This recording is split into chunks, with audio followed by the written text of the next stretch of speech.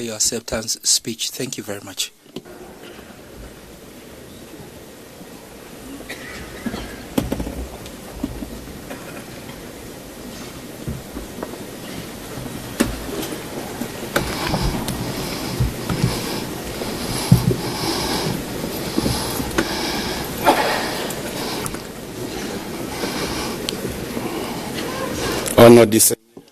In the name of the Almighty God and all merciful God, I thank you, Your Excellency, Excellency, President of the Republic of Angola, and outgoing Chairperson of the Assembly of Heads of State and Government of the African Union. Excellency, the Prime Minister of the Federal Democratic Republic of Ethiopia, and your wife, His Majesty King of Eswatini and His Majesty King of Lesotho, Excellencies, Heads of State and Government of the African Union, and your distinguished wives, Excellencies, the Prime Minister of Italy, Excellency, the Secretary General of the United Nations, Excellency, the Chairperson of the African Union Commission, Excellency, the Deputy Chairperson of the African Union Commission,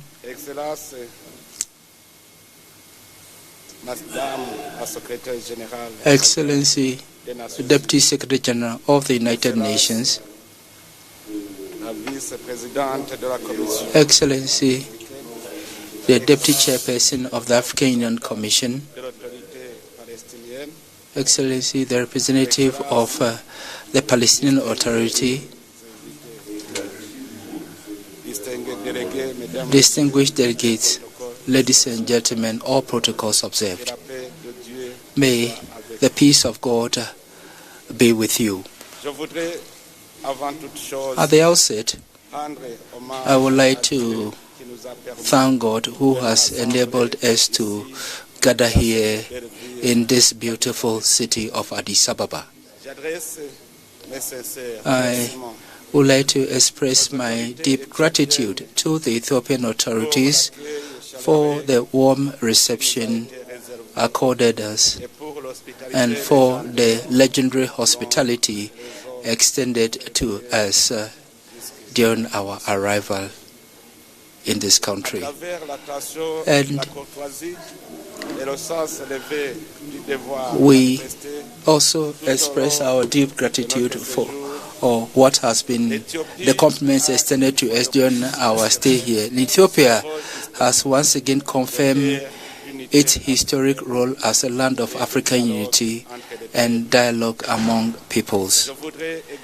I would also like to pay a vibrant tribute to the founding fathers of the African Union, who in 1963 met here in Addis Ababa and decided to transform the Pan-African ideal into concrete project at the service of unity, solidarity, and the sovereignty of the continent.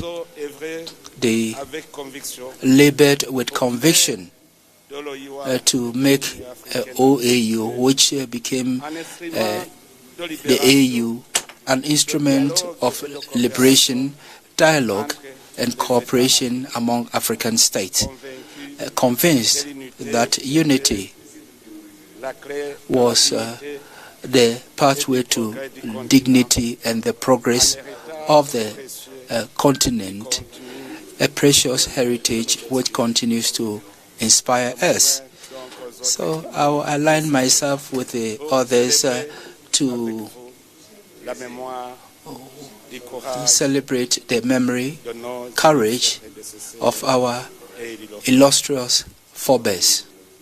Excellencies, ladies and gentlemen, from this rostrum, I would like to express my gratitude to you for the confidence that you have reposed in me and through me, the Republic of Burundi and all the Burundian people. This is a heavy responsibility. This is a heavy responsibility that you've placed on my shoulders. And emotion compel me to ask, who am I to lead the whole of Africa through its to its destiny throughout a year?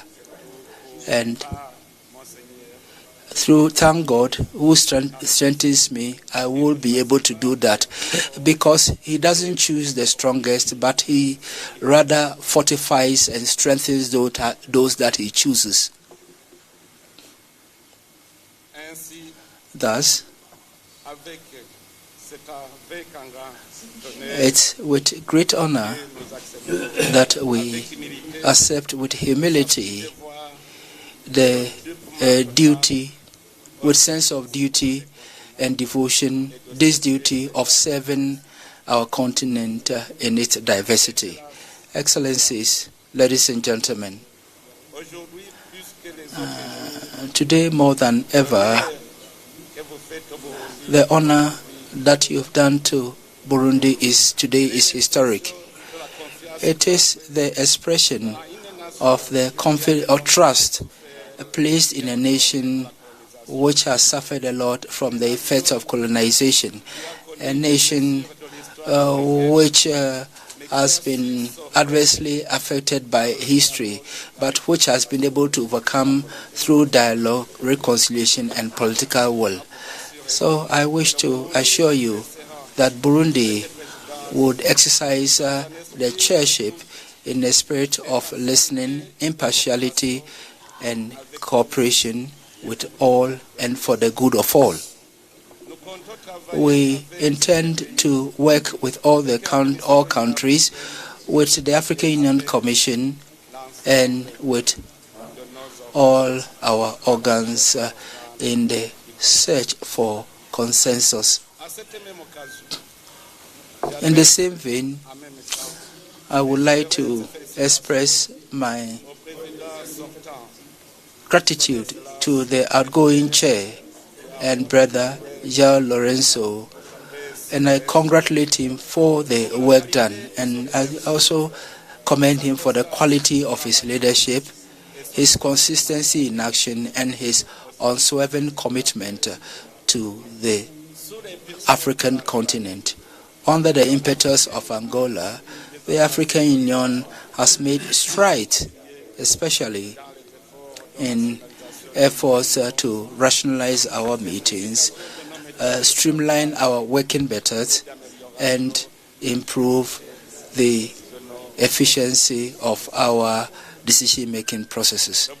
Burundi intends to continue on the same tangent, and we would consolidate against and maintain the spirit and work together with the champion of the institutional reform of the African Union, His Excellency and Brother William Ruto, and as well as the member states and the Commission, to ensure gradual improvements in order to further enhance the efficiency, coherence, and the credibility of our organization. Excellencies, ladies and gentlemen, the Sister Republic of Angola has handed over to Burundi against the backdrop of an international contest blighted by considerable geopolitical transformation, security crisis, persistent economic tensions, and the accelerated effects of climate change, and the increasing questioning of multilateralism. In the face of the surge in unilateralism, the challenges to be addressed would require collective response based on dialogue, solidarity, and respect for international law. In this complex environment, multilateralism still remains key to peace, stability, and sustainable development. Thus, the entry of the African Union to G20 affirms this dynamic and marks an unprecedented recognition of the strategic role of the continent in global governance. Excellencies, ladies and gentlemen, without vision, people perish. And we know where we are going now and what we want and the strategy to be adopted so that we achieve our objectives. So this is a duty and historic obligation for Burundi to reinforce and amplify the voice of Africa on the international scene and contribute actively to the building of a fairer and balanced and inclusive international order. The implementation of Agenda 2063 will be our main concern during this year of our chairship, because this agenda for us is a moral contract which binds us to several African generations and which defines the pathway for an integrated, peaceful, prosperous Africa in charge of its own destiny. Excellencies, ladies and gentlemen, 2026 is under the theme ensuring sustainable availability of water and safe sanitation system in order to achieve Agenda 2063. The theme is not abstract or symbolic. It amounts to a daily reality for millions of Africans.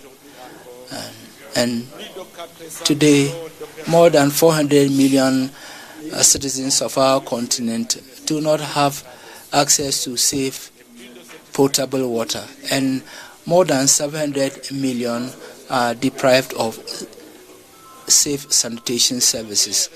Now, the main victims of this situation are, of course, children, women, and those living in rural areas.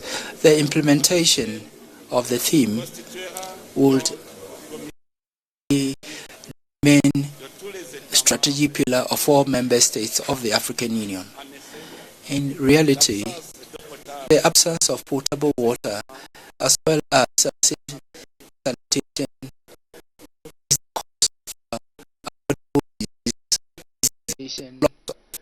is the cause of avoidable diseases, loss of productivity, school dropout rate, and is also a factor in ensuring that we're able to deal with climate change. So without effective sanitation services, we will not be able to do much because our productivity is contingent on water and safe hygiene.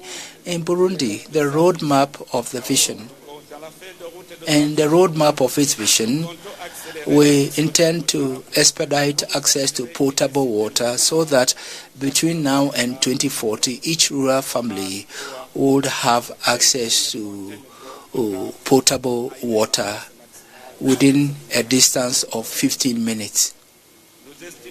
We are of the view that if each African country made an effort to reduce distance to potable water, especially in rural areas, each one of us, as a leader of our citizens, would have accomplished his duty. So I'm happy that the theme of the year has led to the mobilization of sector institutions that are adopted in September in Dakar, the vision of the vision on water 2063. And today, They are holding a roundtable on expediting access to water and safe sanitation in Africa. I'm eager to receive the draft decision so that the conference will be able to adopt and implement the vision and the policy of the continent on water and sanitation. And I pledge to present it as a common position of Africa and its contribution to the UN Conference on Water, scheduled to take place in December 2026 in the United Arab Emirates, as part of efforts to ensure global access to Target 6 of the Sustainable Development Goals and to place the priorities of Africa in terms of water at the heart of international agenda. We shall endeavor to promote cooperation in order to promote solidarity-based governance. The mobilization of public and private and mixed investments to finance water-related projects will be our priority. We shall sensitize all those who intervene in the water sector to directly involve the local communities and women in the management of water resources in order to yield the desired impact, that is, transforming access to water and making it a tool for peace and prosperity. Excellencies, ladies and gentlemen, the second pillar of our chairship is on peace building as well as ensuring security that are the prerequisites for any sustainable development and regional and continental integration. We all know, Excellencies, peace is sine qua non for institutional stability, for productive investment, for social cohesion, and for trust among peoples and states. I stress the word peace because Burundi recognizes that the delay in its development was largely due to conflicts, even though it had all the necessary requirements for its development. It has also this happy experience of coming out of conflict through peaceful means and maintaining its peace, which has been restored. During our chairship, we shall spare no effort to promote the initiative of silencing the guns, which embodies the deep aspirations of our people to live in security, dignity, and hope.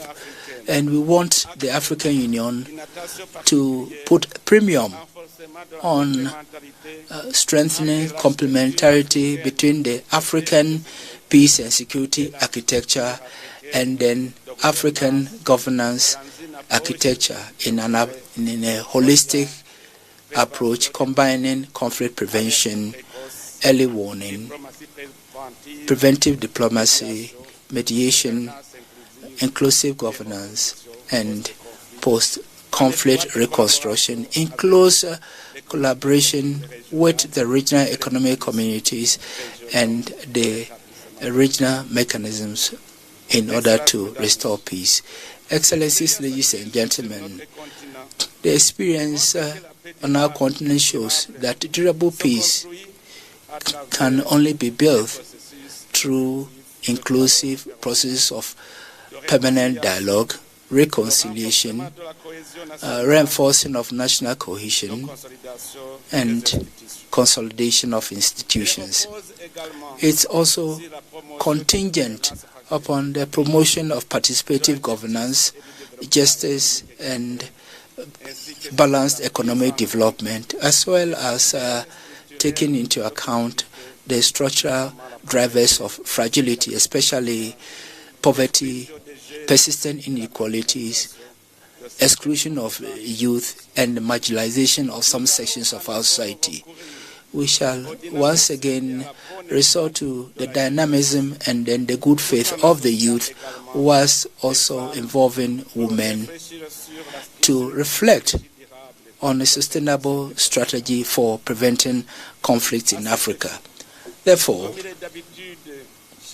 and as we do each year, in my capacity as the AU champion for youth, peace and security, I intend to organize in August 2026 in Bujumbura, the capital of African youth, one of the biggest meetings of the African youth, which will be devoted to a continental dialogue on youth, peace and security, coupled with the Women, Peace and Security agenda. The forum will be intergenerational and will seek to promote open, constructive engagement between the youth, political leaders, continental institutions, civil society, academia, and the private sector. The purpose is to enhance mutual understanding and to capitalize on African experience and to make effective recommendations that are in sync with the realities on the ground. Through this initiative, Burundi would seek to ensure that the youth take ownership of African youth peace security agenda, whilst affirming the central role of African Renaissance, which we all wish for. In the same vein,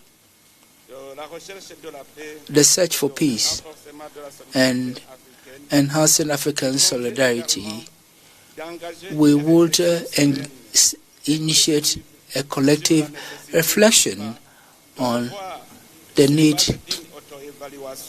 to review some institutional practices and their impact, especially those relating to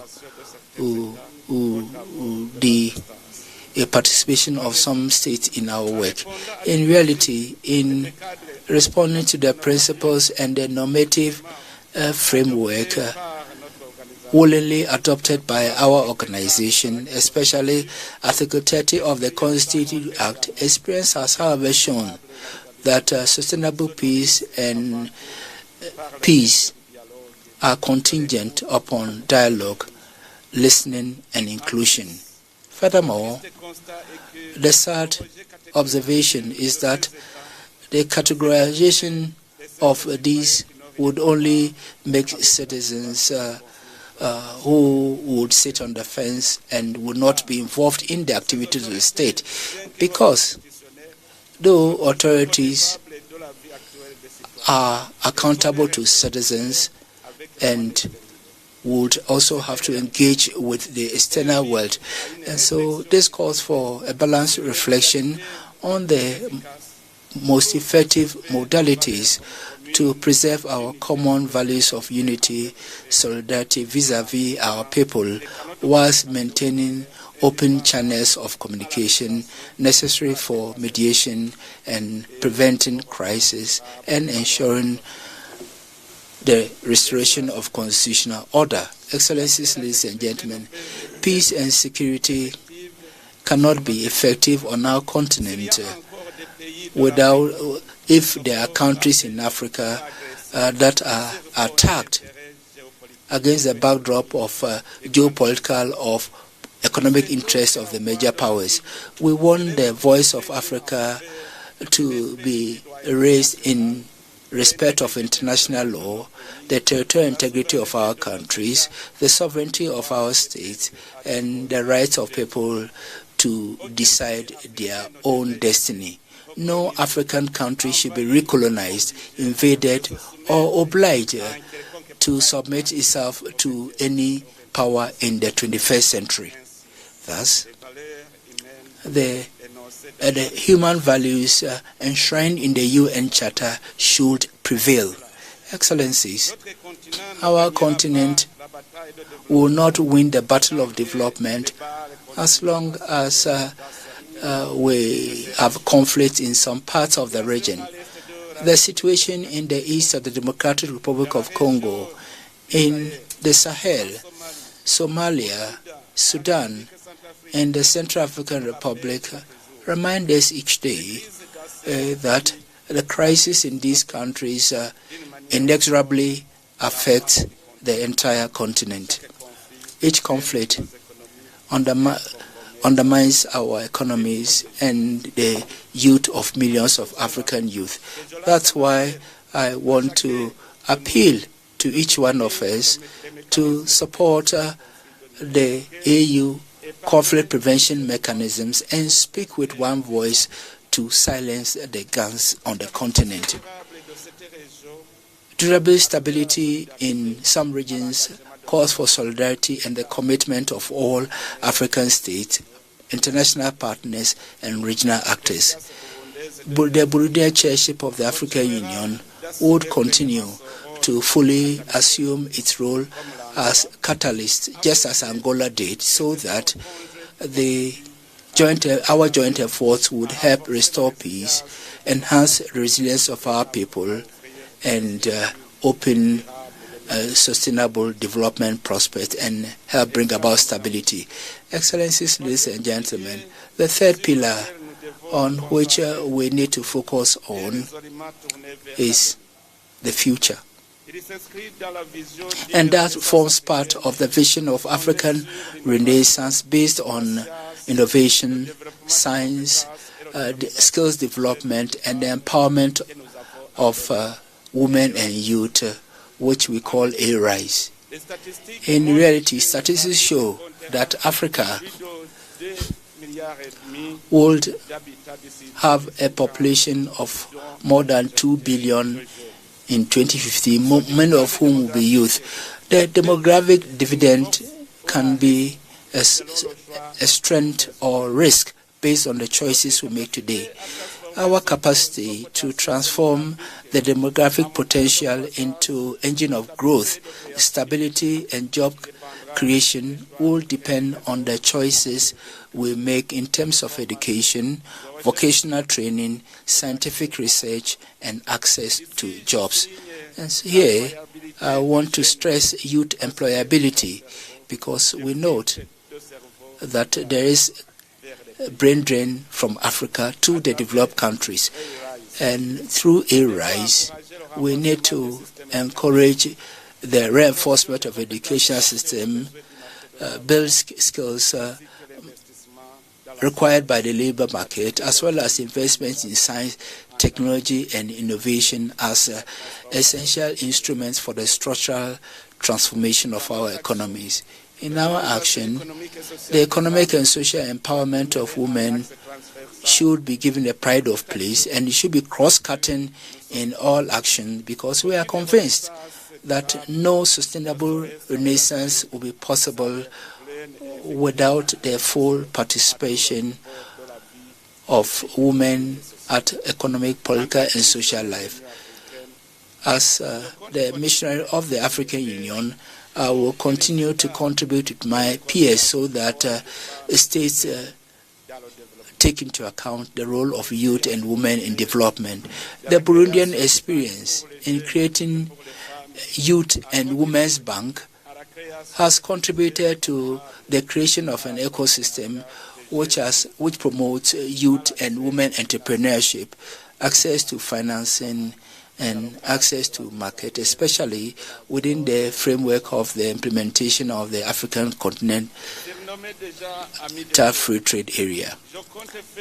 And youth empowerment, I intend to do my best and request the youth during the Continental Dialogue on Youth to contribute to the African Renaissance through innovation, and thus strengthen the cultural and digital sovereignty of our continent.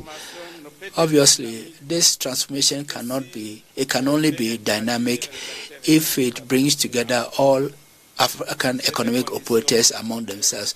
And this reminds us of the urgency of making operational the African Free Trade Area as a major instrument of industrialization, of boosting intra-African trade, and then building on our regional value chains.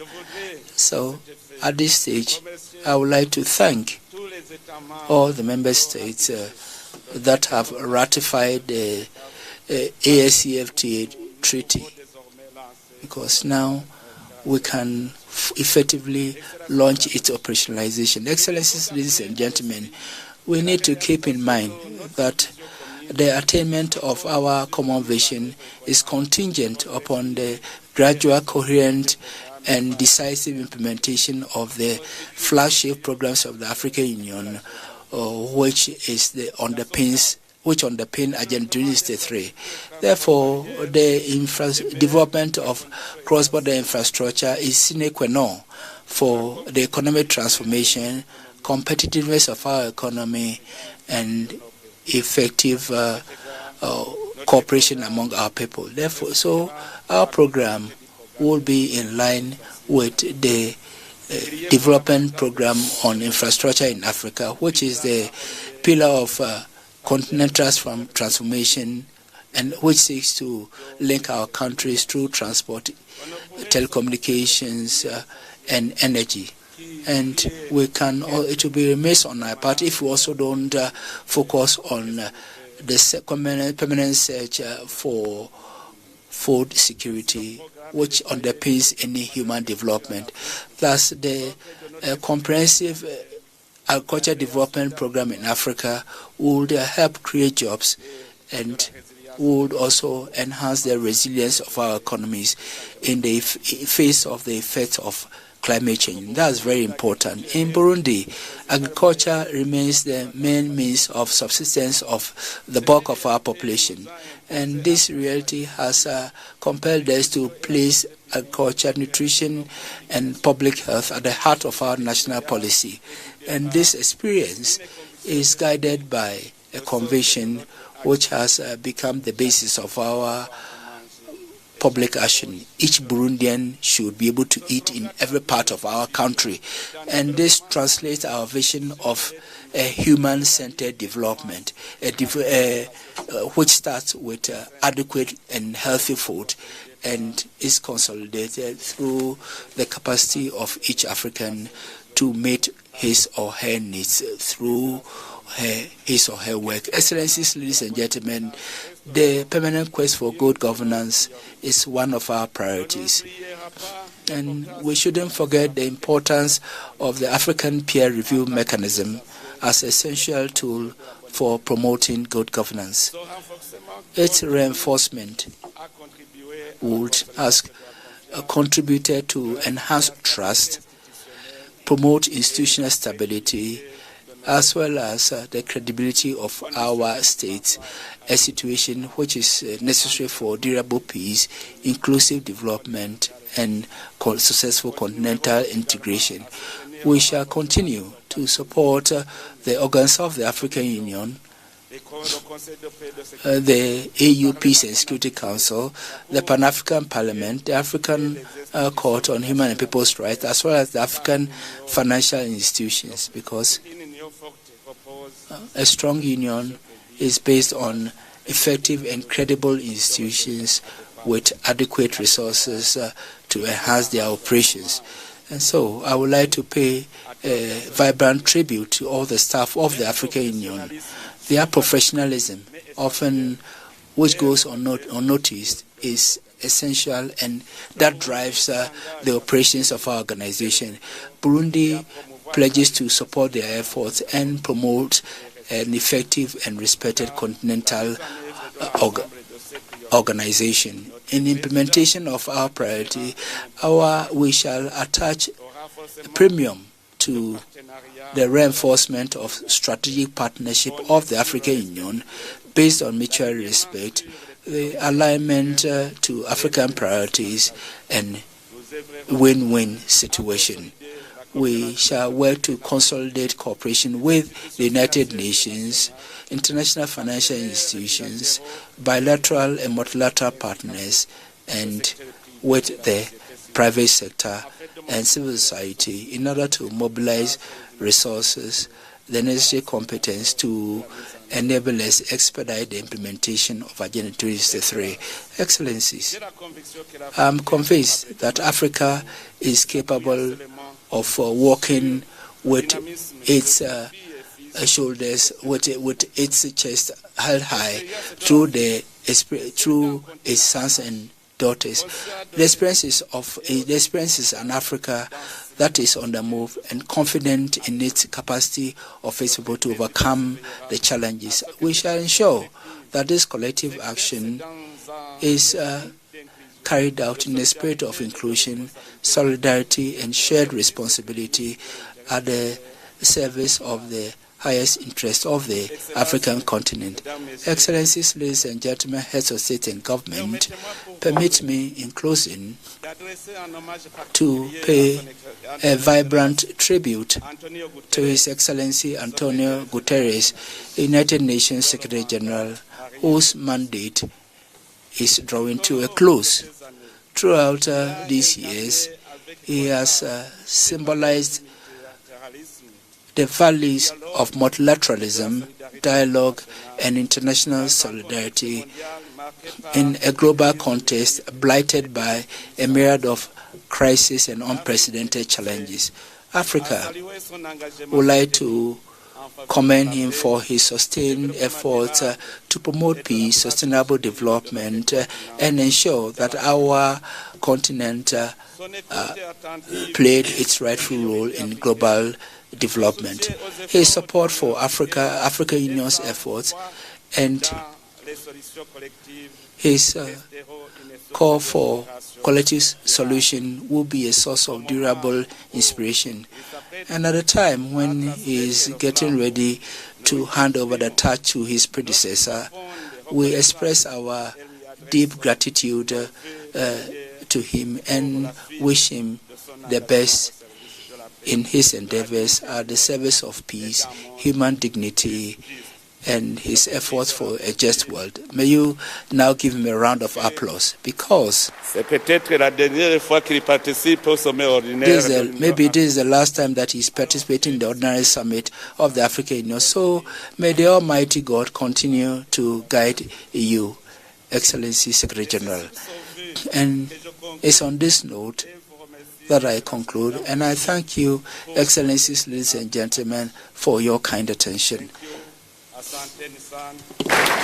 Muito obrigado, muchas gracias, shukran, que Dieu vous bénisse tous. Je vous remercie. I thank you.